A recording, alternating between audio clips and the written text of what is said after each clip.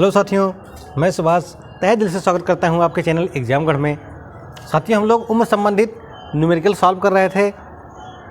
आइए सीरीज़ को आगे बढ़ाते हैं और हम न्यूमेरिकल देखते हैं। हमारे सामने लिखा हुआ है पहला न्यूमेरिकल, क्योंकि हम एज रिलेटेड न्यूमेरिकल सॉल्व कर रहे थे। एज रिलेटेड न्यूमेरिकल, तो हमारे सामने लिखा हुआ पहला, अरुण तथा दीपक की वर्तमान आयु में 14 वर्ष का अंतर है।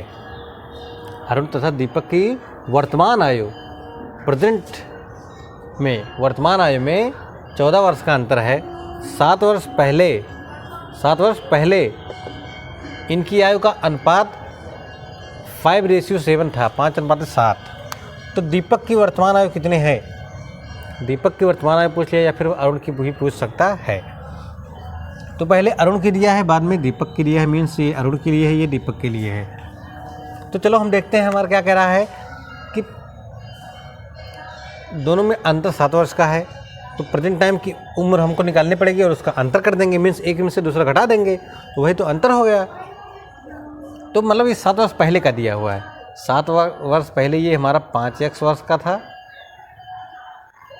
और दीपक हमारा 7x 7 वर्ष पहले था। 7 वर्ष पहले का ये अनुपात दिया है।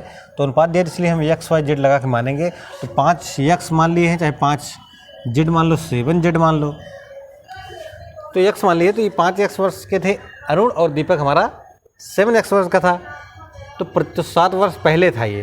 तो यानी कि 7 वर्ष इसमें और जोड़ देंगे, दोनों में 7 वर्ष जोड़ेंगे, 7 वर्ष। तो ये प्रेजेंट टाइम की उम्र निकल गई, इनकी वर्तमान उम्र निकल गई। और दोनों में अंतर करेंगे, दोनों का अंतर कह रहा है कि 14 ईयर है, 14 ईयर दोनों का अंतर है। तो हमको स्वाभाविक से हमको दिख रहा है कि ये 7x है, ये 5x है, तो बड़ा तो हमारा ये है। तो इसमें से हम इसको घटाएंगे। मीन्स 7x + 7 माइनस, इसमें से हम इसको ये घटा लेंगे 5x + 7। ये वर्तमान उम्र है दीपक की, ये अरुण की। तो वर्तमान में से दोनों को घटाएंगे, अंतर निकालेंगे तो हमारा 14 आ जाएगा, जैसा कि हमको दिया हुआ है 14 ईयर। तो बस, तो इसको हम सॉल्व करेंगे। हमारे माइनस का निशान है, तो मीन्स दोनों में माइनस होगा। ये माइनस इसके लिए भी है, ये इसके लिए भी है, क्योंकि ये दोनों एक लोग की उम्र है, ये ब्रैकेट में है। या फिर ऐसा समझो कि एक लोग की उम्र है। तो यहाँ से हमारा 7x + 7 माइनस सी माइनस इसमें गुणा होगा, -5x - 7। ये हमारा ये माइनस इसके लिए भी आ गया, माइनस प्लस इसके सामने प्लस है, कोई निशान नहीं लगा है तो प्लस मानेंगे हम। तो प्लस माइनस का माइनस और इधर प्लस माइनस का माइनस इक्वल टू 14। तो यहाँ पर यहाँ देख रहे हैं 7x - 5x means 2x। 7x में से 5x माइनस हो गया हमारा 2x + 7 - 7 मीन्स 7 में से 7 घट गया। या फिर कहेंगे 7 में -7 + 7 जुड़ गया, चाहे कहेंगे 7 में 7 घट गया। तो इस तरीके से इसकी वैल्यू 0 हो गई। तो 2x = 14, यहाँ से निकल गया x = 7, x = 7 हमको मिल गया। हमको जैसा जैसे कह रहा था हम वैसे करते चले गए। हमने उनकी 7 लिया है। 7 वर्ष पहले इनकी आयु का अनुपात इतना था, 5 और 7, 5:7। तो हमने इसको 5x मान लिया था, इसको 7x मान लिया था। 7 वर्ष पहले की बात कर रहा था। तो मीन्स प्रेजेंट टाइम की उम्र निकालने के लिए दोनों में 7 वर्ष जोड़ना पड़ेगा। तो हमने दोनों में 7 वर्ष जोड़ा, 7 वर्ष जोड़ा, ऐड कर दिया इसमें, तो प्रेजेंट टाइम की उम्र निकल गई। मीन्स वर्तमान उम्र निकल गई। तो और इनका दिया है हमको कि इनका अंतर, दोनों की वर्तमान आयु में अंतर 14 ईयर है। तो मीन्स अंतर कर लिए, फिर एक में से दूसरा घटा लिए, अंतर हो गया, तुम्हारा 14 के बराबर कर दिए हमने। और जब हम इसको सॉल्व किए तो इसको हम सॉल्व किए तो x की वैल्यू निकल गई 7। तो बस, तो दीपक की वर्तमान आयु बतानी है। तो दीपक की 7 वर्ष पहले की उम्र 7x है। 7x 7 वर्ष पहले की है, तो x की वैल्यू हो गई 7। 7 वर्ष पहले हमने दीपक की उम्र 7x माना था 7 वर्ष पहले, तो x की वैल्यू 7 निकलेगी। मीन 7 7 49 वर्ष थी 7 वर्ष पहले। और 7 वर्ष और इसमें ऐड करेंगे तो आज की उम्र निकलेगी। तो इस तरीके से हमारा 56 ईयर हमारा आंसर हो जाएगा। आप लोगों को एकदम क्लियर हो गया होगा, उम्मीद है आपको समझ में आ गया होगा। चलिए एक मोटिवेशन हो जाए कि लोगों ने कहा कि सरकारी एग्ज़ाम पास करना आसान नहीं है। लोगों ने कहा कि सरकारी, आइए दोस्तों अगला न्यूमेरिकल देखते हैं। आपके सामने लिखा हुआ है समीर की आयु अपने पिता की आयु की 1/4, पिता की आयु की 1/4 तथा अपनी बहन रीमा की आयु की 2/3 है।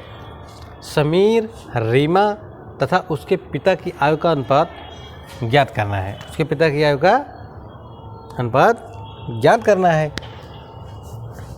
तो हम XYZ कुछ मान के लगाएंगे। समीर के मानते हैं, सबसे पहले यहाँ से शुरू करते हैं। यहाँ से हम अपना हल निकालते हैं।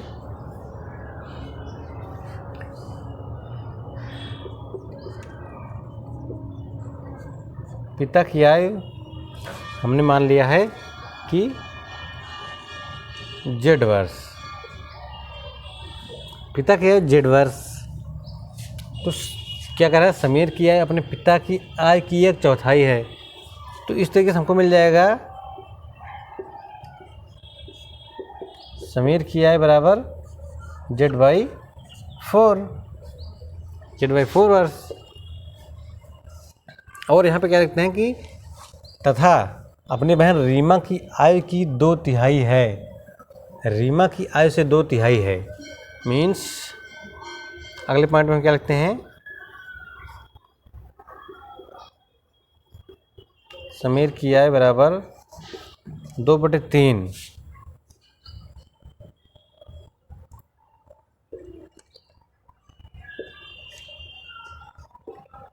रीमा की आयु, मीन्स रीमा की आयु का 2/3। समीर की आयु बराबर 2/3 रीमा की आयु। तो यहाँ पर अगर हम रीमा की आयु निकालना चाहें तो ये हमारा जो 2/3 इधर हमारा है, 3 हमारा भाग में इधर जाकर गुणा हो जाएगा, 2 हमारा गुणा में इधर आकर भाग में हो जाएगा। आप लोग समझ गए होंगे बराबर के इस पार स्कूल लेके जाएंगे कैसे होगा।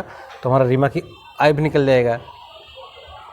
तो यहाँ से हम कर लेते हैं कि 3/2, ये भाग में इधर आके गुणा हो गया और ये गुणा में इधर आके भाग हो गया। 3/2 इसमें आके गुणा हो गया।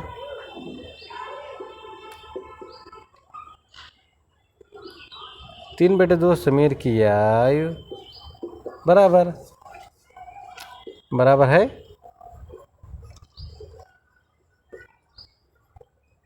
रीमा की आयु, बराबर हो गया रीमा की आयु। तो यहाँ से हमको पिताजी की आयु मिल ही गया, समीर की आयु मिल ही गया, रीमा की भी आयु मिल गया। तो तीनों लोगों की आयु हमको मिल गई। तो यहाँ से हम तीनों लोग जब मिल गई उम्र, तो तीनों का अनुपात से निकालना है समीर, रीमा तथा उसके पिता की आयु का अनुपात निकालना है। तो तीनों की आयु हमको मिल गया है, अनुपात हम निकाल लेंगे। तो यहाँ से तीनों का अनुपात निकालने के सबसे पहले समीर का निकालेंगे, फिर रीमा तथा उसको लास्ट में पिता का। तो समीर का हो गया। तो यहाँ से एक पॉइंट हम और हल कर सकते हैं कि समीर की जो आयु, समीर की आयु बराबर 2/3 रीमा की आयु। तो रीमा की आयु बराबर ये उधर तक गुणा हो गया पलट के समीर की आयु। जो समीर की आयु हमको पता है, इसकी वैल्यू हम रख सकते हैं, कि समीर की आयु हमको पता है। तो इस तरीके से हम लिखेंगे 3/2 गुणे Z/4, ये हो गया 3/2 Z/4 इस इक्वल टू रीमा की आयु। तो रीमा की आयु ये मिल गई। तो तीनों में अनुपात हम आसानी से अब निकालेंगे। तो यहाँ से निकालेंगे, इसको हल करेंगे, जब इसको हम हल करेंगे थोड़ा सा, तो यहाँ से 3Z/8, इसको हम ऐसे लिखते हैं 3Z, यहाँ से शायद आप लोगों को दिख रहा होगा,